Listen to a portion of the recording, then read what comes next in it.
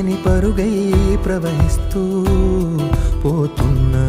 ఏం చూస్తూ ఉన్నానే వెతికానా ఏదైనా, ఊరికెనే చుట్టూ ఏవేవో కనిపిస్తూ ఉన్నా.